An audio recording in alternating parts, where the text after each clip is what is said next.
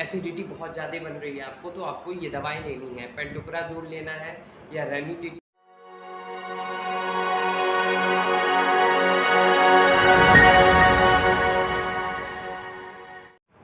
Hey good afternoon guys, welcome back to my channel.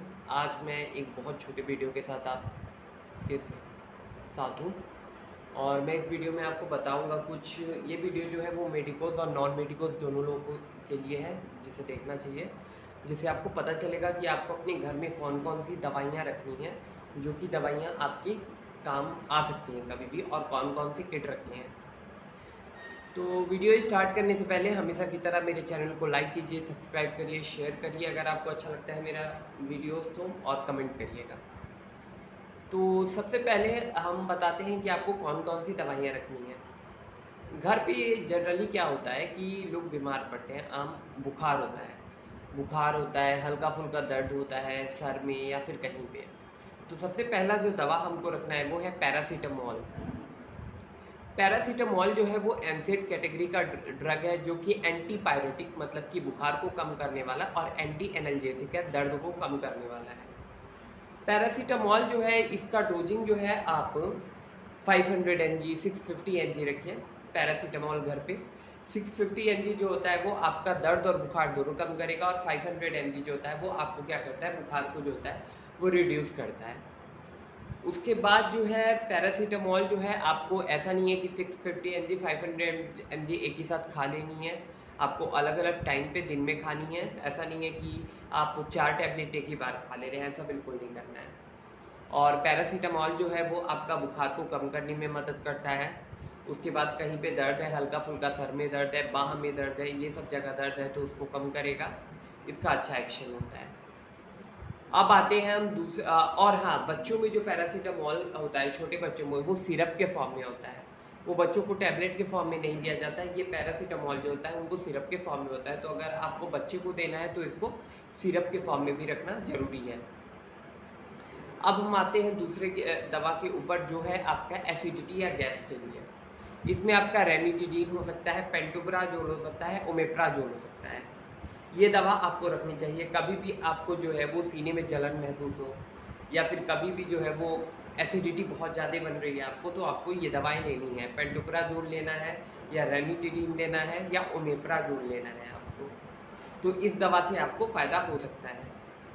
तीसरा दवा जो है वो आपको है आइब्रूफेन। आइब्रूफेन भी पैरासीटामोल की तरह काम करता है। इसको कहीं का दर्द है, अगर जोड़ों का दर्द है, सर का दर्द है, इन सब जगह का दर्द है, तो फिर इसको लेना चाहिए आइब्रूफेन को। लेकिन आइब्रूफेन जो होता है वो सबके लिए नहीं होता है। अगर किसी को पेट में अल्सर है, या फिर पेट में किसी भी तरह का घाव है, दिक्कत है, या फिर उसको आपका क्या बोलते हैं, अगर उसको कोई दवा का रिएक्शन है, विशेषकर एस्पिरिन का रिएक्शन है, पैरासीटामोल का रिएक्शन है, तो उसको आइब्रूफेन नहीं लेना चाहिए। ये भी आपका सिर दर्द, पैर दर्द, इन सब में जो होता है वो काफ़ी काम करता है। एंटी इन्फ्लामेटरी होता है, कहीं पे सूजन वगैरह हो गया तो उसको भी ये कम करेगा। इसके बाद जो चौथा दवा है वो आपका होता है मेट्रोनिडाजोल होता है, मेट्रोजिल होता है। अगर पेट में गड़बड़ी है तो उसके लिए आप मेट्रोजिल ले सकते हैं। अगर पेट बहुत मरोड़ रहा है या फिर पेट में ऐंठन हो रही है तो आप इसके लिए मेट्रोजिल ले सकते हैं, ये वहाँ पे यूज़ करे हो सकता है। इसके बाद अगर आपको छींकें आ रही है, सर्दी हो गई है, आँख में खुजली हो रही है, तो इन सब चीज़ में आप जो है वो ले सकते हैं। बेसिकली सेट्रिजीन ले सकते हैं। सेट्रिजीन टैबलेट जो होता है वो एंटी इन्फ्लामेटरी होता है। बेसिकली जितने भी इन्फ्लामेशन होते हैं, या फिर सर्दी होती है, या फिर आपको आँख में खुजली हो रही है, या फिर आपको लगातार छींकें वगैरह आ रही है, तो आप उसमें जो है वो सेट्रिजीन दे सकते हैं। इससे काफ़ी राहत मिलेगा, इस चीज़ को भी रखना है। उसके बाद अगर आपको ये सब हो गया है, और इसके अलावा जो है वो कुछ जो है हमें वो भी रखनी है, मतलब कि लगाने वाला मलहम रखना है, जिसमें सबसे पहले तो डाइक्लोफिनैक होता है, एसाइक्लोफिनैक का। ये फिनैक जितने भी होते हैं वो कहीं पे भी दर्द हुआ, सपोज करिए पैर में दर्द हुआ, हाथ में दर्द हुआ, घुटनों में दर्द हुआ, तो इन सब में लगाने से आपको बहुत आराम मिलता है।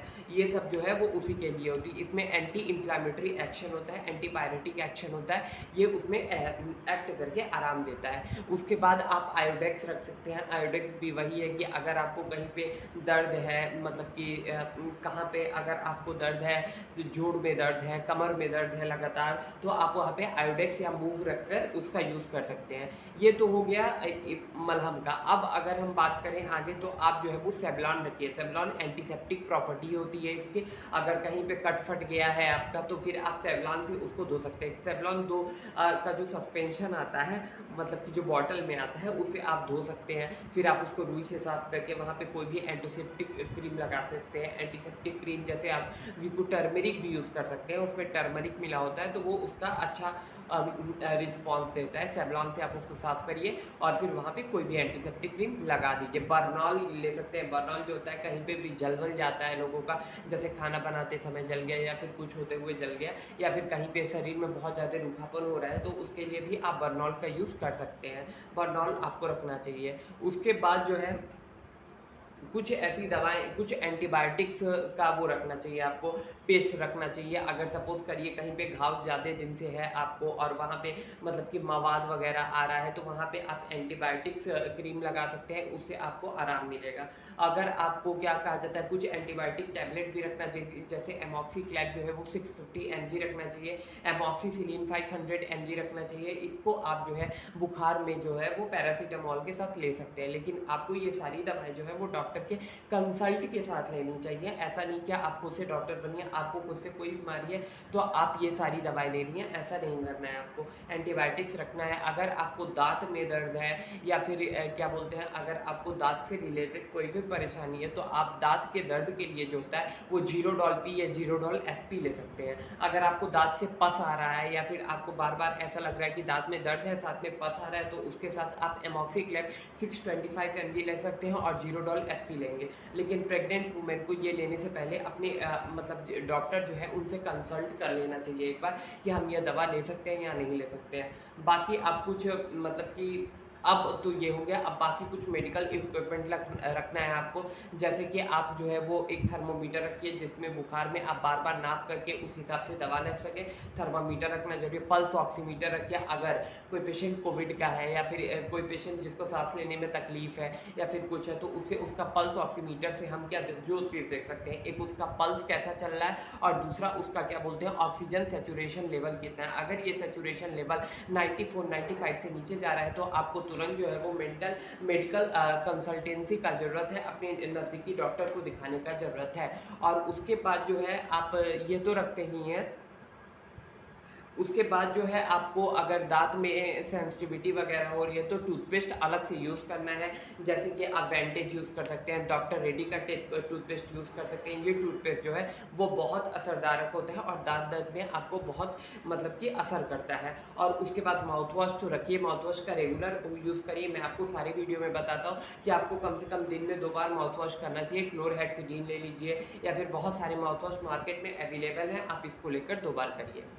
तो दोस्तों मेरा वीडियो आज यहीं तक का था। तो आप बताइएगा मुझे कि आपको ये वीडियो कैसा लगा। प्लीज़ सब्सक्राइब करिए, शेयर कीजिए और कमेंट कीजिए। तब तक के लिए इतना ही, बाय।